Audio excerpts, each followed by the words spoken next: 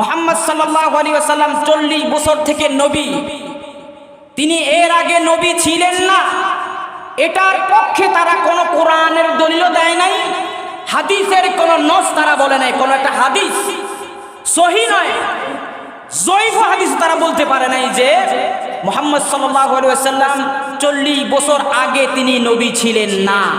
এই না বোধক একটা কোরআনের আয়াত, একটা হাদিস, একটা ইজমাউল উম্মার একটা কওল তারা বলতে পারে নাই। অথচ তাদের মনোপ্রসূত জ্ঞান, তাদের ইচ্ছা অনুযায়ী তারা বলতে লাগলো মুহাম্মদ সাল্লাল্লাহু আলাইহি ওয়াসাল্লাম 40 বছর বয়সে তিনি নবী হয়েছেন। নাউযুবিল্লাহি মিন যালিক। আপনি যখন এই কথা বলবেন তার মানে কি এর আগে তিনি নবী ছিলেন না?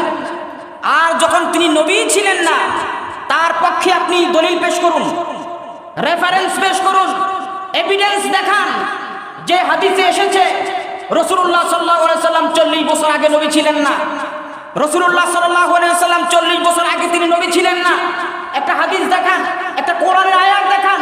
শুধু একটা লজিক পেয়েছেন, সেটা কি?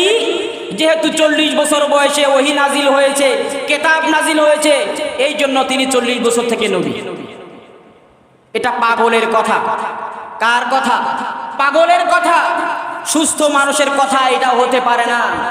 অথচ তিরমিজি, সুনান তিরমিজি সিয়াসি তার একটা কিতাব, দালাইলুন নবুওয়াত এবং বুখারী সহ অনেকগুলো হাদিসের কিতাবে এসেছে যে মুহাম্মদ সাল্লাল্লাহু আলাইহি ওয়াসাল্লাম তখন থেকে নবী যখন আল্লাহ পাক আদমের দেহটাকেও তৈরি করে নাই। সুবহানাল্লাহ। আদমের দেহটাকে বানায় নাই, তখন থেকেও মুহাম্মদ সাল্লাল্লাহু আলাইহি ওয়াসাল্লাম আল্লাহ পাকের নবী। সুবহানাল্লাহ।